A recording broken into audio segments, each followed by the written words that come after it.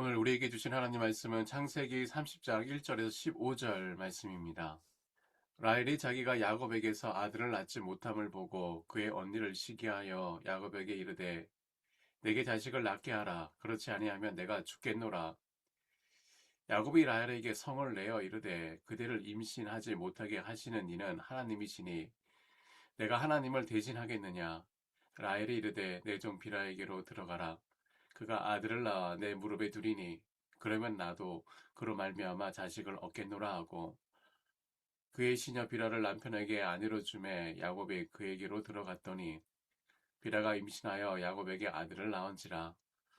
라헬이 이르되 하나님이 내 억울함을 푸시려고 내 호소를 들으사 내게 아들을 주셨다 하고 이로 말미암아 그의 이름을 단이라 하였으며 라헬의 시녀 비라가 다시 임신하여 둘째 아들을 야곱에게 낳음에 라헬이 이르되 내가 언니와 크게 경쟁하여 이겼다 하고 그의 이름을 납달리라 하였더라. 레아가 자기의 출산의 멈춤을 보고 그의 시녀 실바를 데려다가 야곱에게 주어 아내로 삼게 하였더니 레아의 시녀 실바가 야곱에게서 아들을 낳음에 레아가 이르되 복되도다 하고 그의 이름을 가시라 하였으며 레아의 시녀 실바가 둘째 아들을 야곱에게 낳음에 레아가 이르되 기쁘도다 모든 딸들이 나를 기쁜 자라 하리로다 하고 그의 이름을 아셀이라 하였더라. 밀 거둘 때에 루벤이 나아가 들에서 합한 채를 얻어 그의 어머니 레아에게 드렸더니 라헬이 레아에게 이르되 언니의 아들의 합한 채를 청구하노라. 레아가 그에게 이르되 내가 내 남편을 빼앗은 것은 작은 일이나 그러는데 내가 내 아들의 합한 채도 빼앗고자 하느냐. 라헬이 이르되 그러면 언니의 아들의 합한 채 대신에 오늘 밤에 내 남편이 언니와 동침하리라 하니라. 아멘. 본문을 읽다 보면 거룩한 믿음의 조상의 집인데 그 안에서 벌어지는 일은 거룩하기보다는 오히려 시기와 질투, 다툼, 그리고 거래가 일어납니다. 성경은 위인전이 아닙니다. 성경은 그 사람들의 좋은 점만 골라 적는 위인전이 아니라 부끄러운 부분도 다 기록합니다. 야곱이 형을 속여 축복을 가르친 일도 또 두 자매가 서로 시기하여 자식 낳기 경쟁을 벌인 일도 하나 가리지 않고 그대로 적어둡니다. 왜 이렇게 성경은 있는 그대로 다 적었을까요? 성경의 주인공은 사람이 아니라 하나님이시기 때문입니다. 오늘 이 아침 우리 삶의 한 복판에서 하나님이 하시는 일을 만나서 하나님을 좀 더 깊이 알아가는 저와 여러분 되시기를 바랍니다. 첫째로, 비교는 우리를 불행하게 만듭니다. 한 집에 두 아내가 있었습니다. 그것도 자매였습니다. 언니 레아와 동생 라헬. 야곱이 사랑한 사람은 라헬이었어요. 라헬을 얻으려고 7년을 며칠같이 섬기며 일을 했을 만큼 야곱의 마음은 온통 라헬에게 있었습니다. 그런데 사랑받지 못한 언니 레아가 먼저 아들을 낳기 시작합니다. 첫째 아들은 루벤, 둘째 시몬, 셋째 레위, 넷째 유다. 먼저 넷이나 낳았어요. 그동안 남편의 사랑을 독차지한 라헬은 단 한 명도 낳지 못했습니다. 비교가 되죠. 생각해 보십시오. 라헬이 언니보다 부족한 것이 딱 하나였습니다. 자식이었어요. 남편의 사랑은 처음부터 끝까지 라헬의 것이었습니다. 그런데 그 하나가 없다는 사실이 라헬이 이미 가진 모든 것을 무의미하게 만들어버립니다. 이것이 비교라는 병의 무서움입니다. 비교는 내가 이미 받은 복은 하나도 보이지 않고 내게 없는 그 하나만 산처럼 크게 보이게 합니다. 두 여인 모두 손에 쥔 것보다 손에 없는 것을 바라보았어요. 라헬은 남편의 사랑을 가졌으나 자식이 없음에 울었고, 레아는 자식을 가졌으나 남편의 사랑이 없음에 울었습니다. 서로 손에 든 것을 부러워하며 제 손에 쥔 복은 짓밟아 버린 것이에요. 결국 라헬은 분노에 눈이 멀어서 남편에게 달라가 외칩니다. 내게 자식을 낳게 하라. 그렇지 않으면 내가 죽겠노라. 자식을 낳게 하라니요. 그것이 남편이 할 수 있는 일입니까? 죽겠다니요. 이것은 거의 협박입니다. 야곱도 가만히 있지 않습니다. 불같이 화를 냅니다. 그대로 임신하지 못하게 하시는 이는 하나님이시니 내가 하나님을 대신하겠느냐. 라헬은 사람을 붙들고 따졌고 야곱은 그 책임을 하나님께 떠넘겼습니다. 정작 그 하나님 앞에서 무릎 꿇는 사람은 아무도 없었어요. 비교는 항상 이렇습니다. 비교는 행복을 빼앗고 도둑질하고 하나님이 주신 은혜를 보지 못하게 만듭니다. 이스라엘의 첫 번째 왕 사울은 어떻습니까? 하나님은 보잘것없는 그를 왕으로 세우시고 한 나라를 손에 쥐어주셨어요. 사울의 머리에는 번쩍이는 왕관이 있었습니다. 그런데 사울은 그 왕관을 보지 못하고 다윗에게 사람들이 쏟아지는 박수 소리만 들렸습니다. 그 비교 하나 때문에 그는 평생 창을 들고 다윗을 쫓아다니다가 인생을 허무하고 만 것입니다. 우리의 삶은 어떻습니까? 우리의 삶은 그들과 다릅니까? 누구네 아이네는 어느 좋은 직장에 갔고 좋은 대학에 갔고 누구네는 집을 늘렸고 누구는 영주권이 나왔고 그런 소식 앞에 내가 이미 받은 복은 어느새 빛이 다 바랍니다. 남과 비교하는 순간 감사는 바닷물에 썰물처럼 빠져나가고 불평이 차오릅니다. 그러나 여러분, 오늘 본문이 우리에게 주는 하나님의 말씀은 하나님은 비교하신 하나님이 아닙니다. 하나님은 우리를 옆 사람과 견주어 너는 더 사랑하고 너는 덜 사랑한다 그렇게 판단하지 않으세요. 라헬도 그 순간에는 응답을 받지 못한 것처럼 보였어요. 아무도 몰라주는 장막 안에서 마음이 얼마나 아팠겠습니까? 그러나 하나님은 라헬을 잊지 않으셨어요. 훗날 30장 22절에 이렇게 말씀하세요. 하나님이 라헬을 기억하셨다. 여기서 기억하셨다는 원어의 뜻은 하나님께서 라헬의 아픔을 마음에 새겨두시고 잊지 않으셨다는 뜻입니다.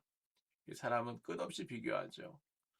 세상은 늘 사람을 줄을 세웁니다. 누가 더 사랑받는지, 누가 더 인정받는지, 누가 더 잘 되는지 비교하게 만듭니다. 그러나 우리 하나님은 우리를 비교의 저울에 올려놓지 않으세요.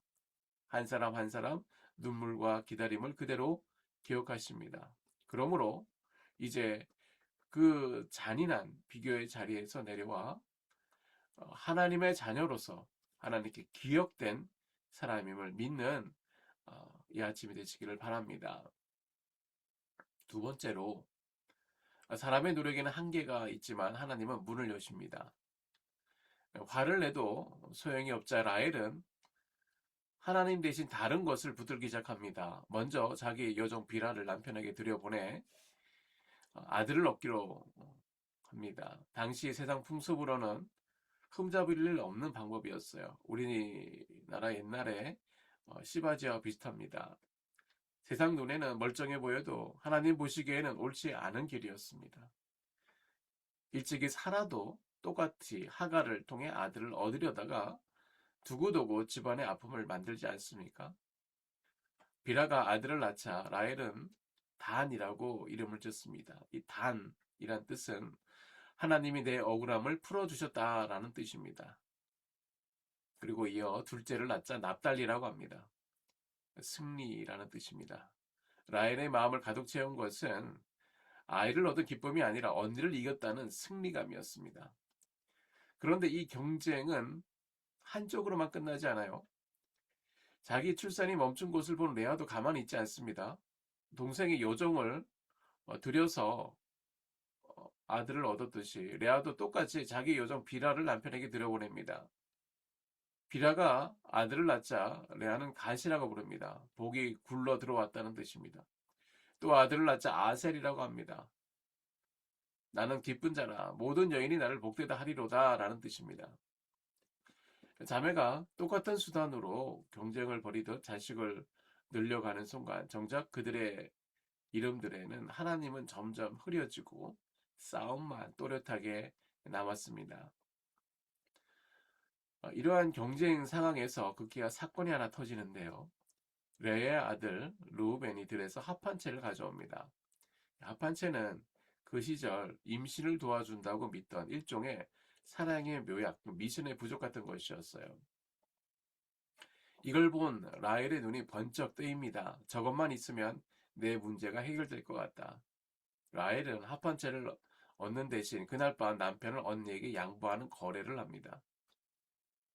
라헬에게는 합판체가 남편보다 급했고 레아에게는 남편의 하룻밤이 합판체보다 귀했어요. 두 자매가 텅 빈 가슴이 어, 이 거래가 되게 만들었던 것입니다. 라헬은 이 합판체만 있으면 된다라고 믿고 매달렸어요. 그런데 그 결과가 어땠습니까? 그날 밤 임신한 사람은 합판체를 가진 라헬이 아니라 합판체를 내주고 남편을 차지한 레아였습니다. 철저한 인간적인 방법의 실패입니다. 그리고 한참 뒤 라헬이 마침내 아이를 낳게 되었을 때에 성경은 그 이유를 말합니다. 하나님이 라헬을 생각하였고 그의 태를 여셨다. 이 한파체 때문이 아니라 하나님이 하신 일입니다. 우리 인간들에게도 합한체가 있습니다. 돈만 있으면, 건강만 회복된다면, 어, 나의 삶이 안정이 된다면, 환경이 바뀐다면, 저 사람이 내 편이 되어준다면, 이 문제만 다 풀리면, 그렇게 된다면, 그런 합한체만 있다면 하고 바라죠. 그러나 오늘 본문은 우리에게 분명하게 말씀하세요. 우리의 인생의 문을 여시는 분은 합한체가 아니라 하나님이십니다. 사람의 방법은 잠시 희망을 주는 것 같아도 끝내 한계를 드러냅니다. 반면 하나님의 방법은 더디게 보일 수 있지만 결코 실패하지 않습니다. 그러므로 억울함과 답답함이 있습니까?